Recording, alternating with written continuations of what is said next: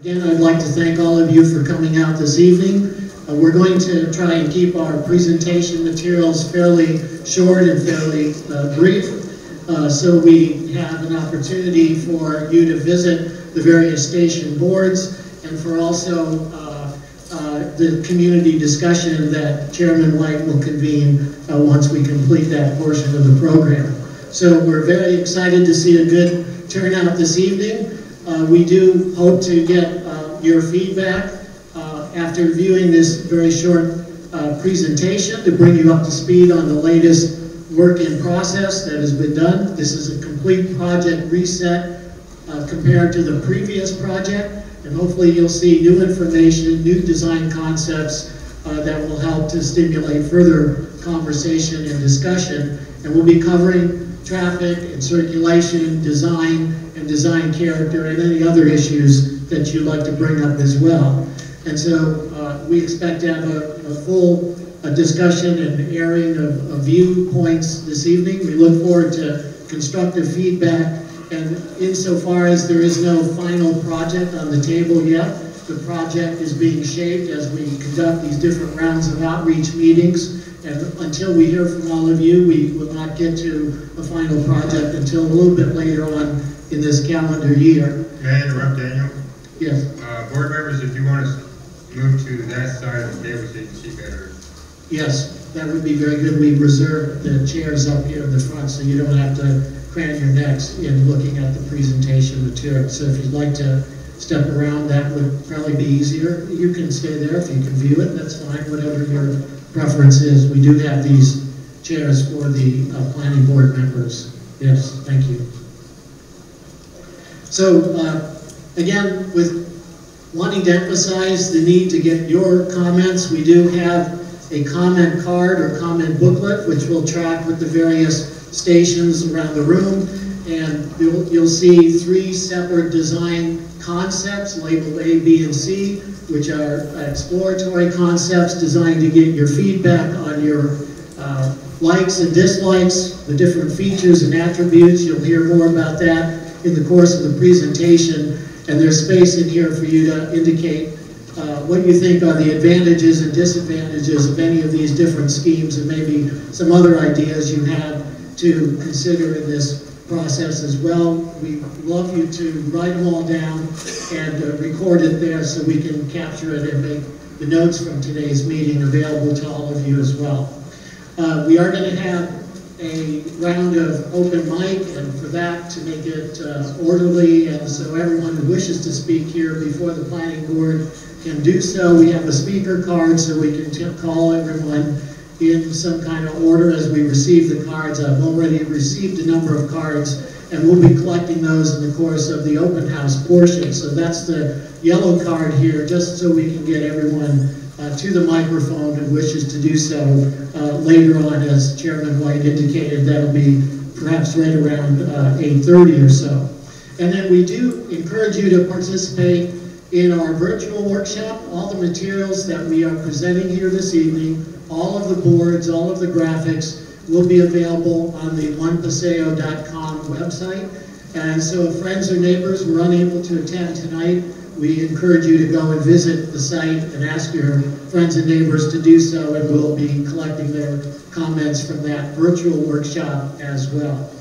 And so with that, I'd like to introduce James William from Kilroy Development to go through the presentation, and he in turn will be calling up other members of the presentation team here this evening. Thank you everyone for being here tonight, taking time out of your schedule.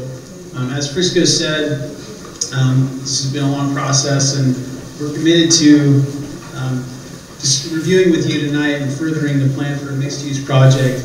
As many of you know, a settlement was reached that allowed us to reconvene and be working through this process that we are, and we really hit a reset. We have a new architect, a new traffic engineer, new members of the team with new ideas that you'll see around the room. And part of what we did in bringing on you'll go to the next slide. Part of the settlement agreement that we reached arranged a set of parameters that allow us to move forward into this new project. One of the main things was to maintain a balanced mixed-use project. It also, we agreed to reducing the traffic by roughly half. So we'll get into more details of what that traffic reduction looked like. But with that reduction in traffic, there's a corresponding reduction in building heights and bulk and scale. We also agreed to increasing the setbacks around the perimeter of the site, in particular around El Camino Real, Del Mar Heights, and High Bluff Drive to 30 feet.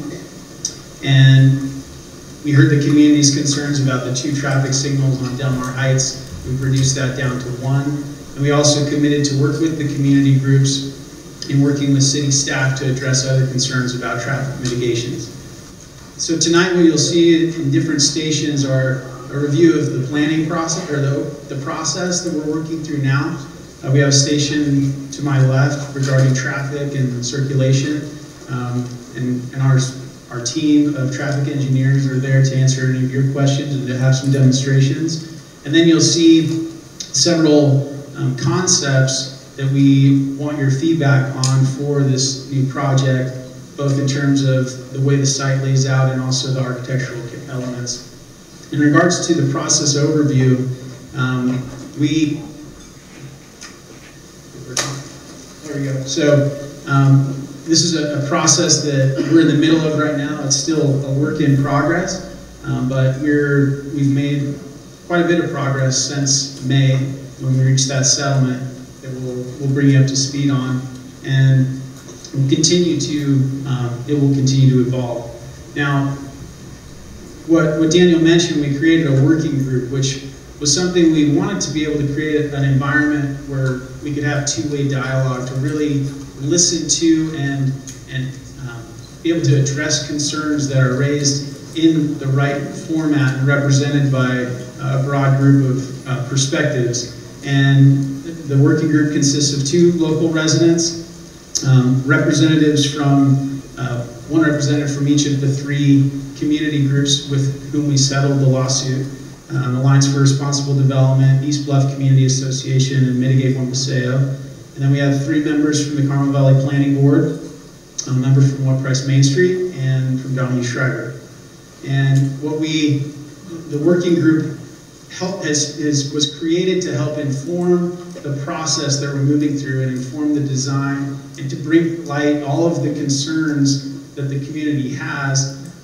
We think many of the concerns, I shouldn't say all of the concerns because there may be other concerns that you bring up with us tonight, but many of the concerns have been raised. Now, what the working group is not created to make binding decisions on the project.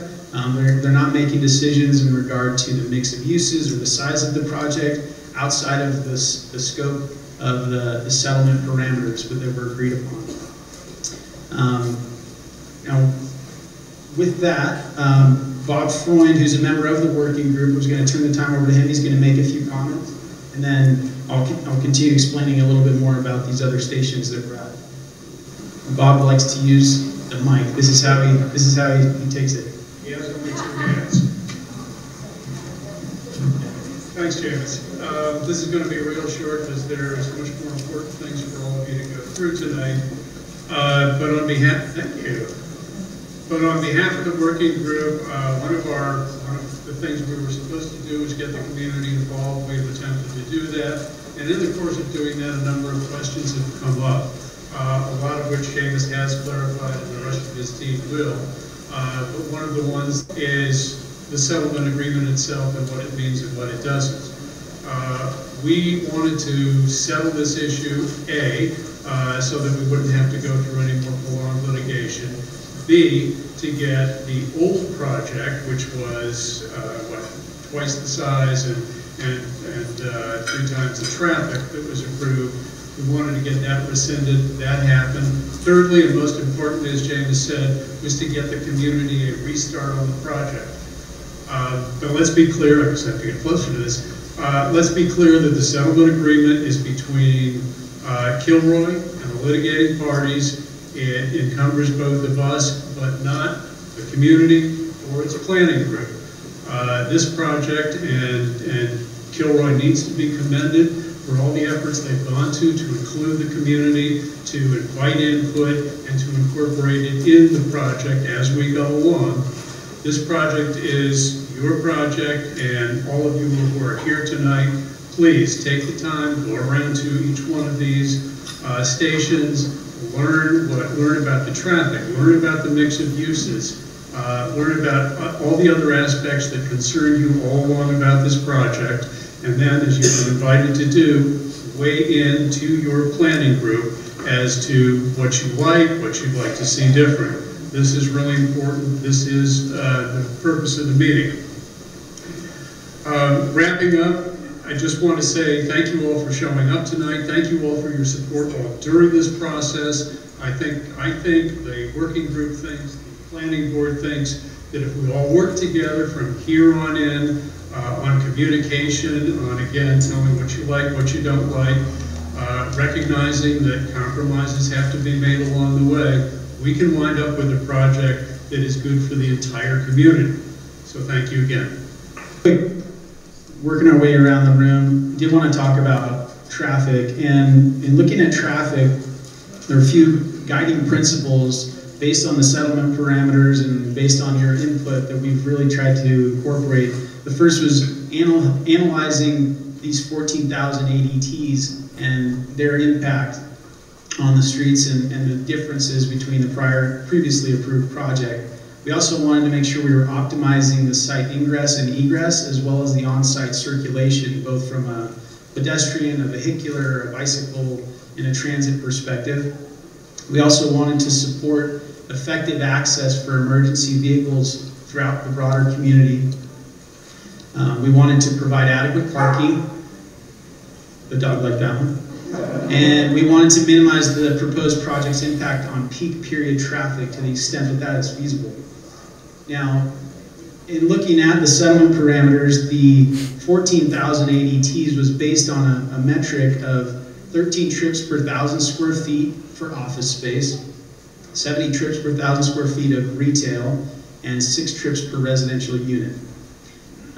To basically what we're studying today and what you're going to see around the boards is a project that we've come up with, which is essentially 280,000 square feet of office, which results in 3,640 ADT, 95,000 square feet of retail, which results in 6,650 ADT, and 608 residential units, which is 3,648 ADT. So again, staying within that 14,000 ADT metric, and the square footage there works out to about 1.1 million square feet, keeping in mind that the majority of that square footage is associated with the residential project that has the least impact from a traffic perspective.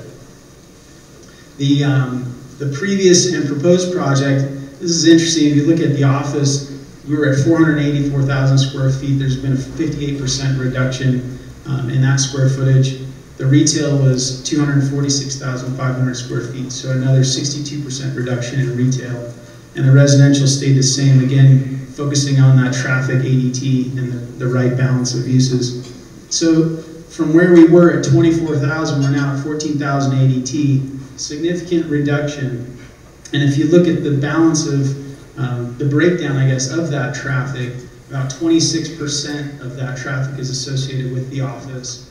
48% of those trips are associated with the retail, and the other 26% is associated with the residential. And what we'll show and our traffic engineers can answer your questions, there's the benefit of the mixed-use project is that all those trips aren't occurring at once. And so I know there's a lot of numbers here, and probably John Bourne and John Leopard and their teams can help answer any questions that you might have about the benefits of those mix of uses. Now, I'm going to turn the time over to Ramon. Oh, sorry, I'm not going to turn the time over yet. I'm going to tell you the other part of our traffic station is regarding the traffic signal synchronization technology, which we think is something that everyone should learn more about, and to the extent that we can incorporate the right mix of that in this project, we'd like to. And they'll give a background on not only that technology, but also the emergency vehicle technology differences between the current line of sight technology versus the GPS-enabled technology, which significantly enhances the ability for emergency vehicles to get from their base station to the point of the emergency vehicle utilizing technology. Now it's time for Ramon. All right. For this opportunity. So I'm Ramon Hone. I'm a principal at 5+ Design, and we are the design leads on this redo of the One Paseo project. So what I'm going to do is briefly go through the approach and the basic concepts, but just so that you're all aware, please come up to the boards afterwards and we can go into a lot more detail and answer all of your questions. So let me start with the basic parameters of the site which affected the design of the project. From this diagram you can see that we've got the green bars indicating signalized entries into the site. The blue bars indicate right in, right out circulation from the site. All of these numbers indicate the basic spot elevation of the projects, all measured above sea level. And you can see that across the site here, we have a 78-foot grade difference from one side to the other. So moving on, this is a bubble diagram that was developed working with the working group and shown at the previous community workshop. And it establishes the basic siting of the program elements. So we have the residential, the retail, and the office located based on the site and considering all the existing site information.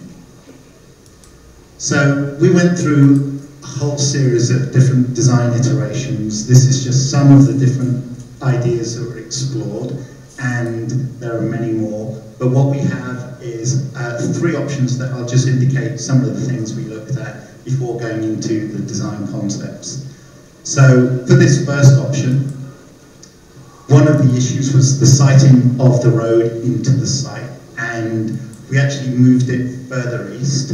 This helps with the traffic on Delmar Heights and the queuing area, and it also helps us cluster the retail in a more the residential in a more community-oriented way. On the second option, we looked at locating the office up close to High Bluff. This presented a whole series of problems to do with the largest massing of the project being located on the highest point of the site. So that was another challenge that we looked at different options to overcome. And then this final option, we looked at a single office building component. So you see that here. The problem with that is that from a community point of view, it presents a large office mass on El Camino Real, which doesn't work from the community point of view, but it also doesn't work from a leasing point of view. So we ended up developing options with 2 office buildings. So taking into account the input we got from the community at the last workshop, and also input from the working group through the process, we developed 3 options. And what I'm going to do is basically just describe to you the consistent elements within the 3 options, and then point out some of the differences, and then we can get into more detail at the boards themselves.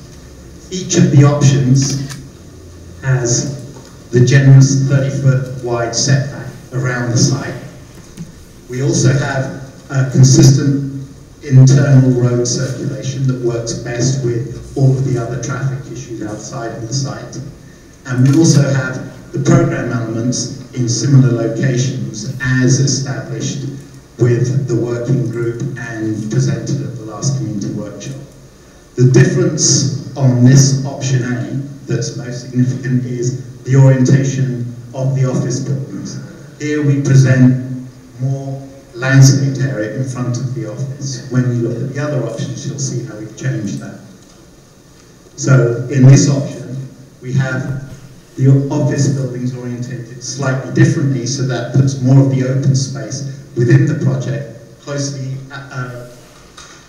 located with the retail and also the residential. The other thing we've explored with this option is, sorry, could you go back to the previous one, is the option of a large tenant, whether that's a grocer or a large retailer of some kind. With the next option, we have smaller, more clustered retail that clusters around the streets and presents a pedestrian connection through the project. So each addresses different things in a slightly different way, more clustered and more community oriented, based on the information we received from the workshops.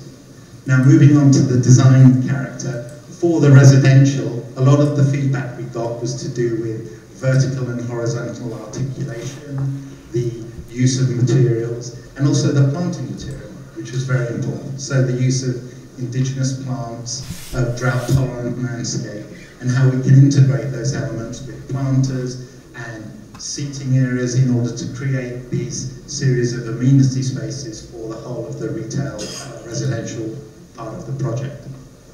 Moving into the retail, again, using drought-tolerant landscape and the idea of more indigenous planting, we can create a look and feel to the project that's very much based on the Del Mar local environment, and using trees for shading, and also the retail buildings themselves with awnings and overhangs to create retail, shaded areas for seating and dining opportunities within a pedestrian area.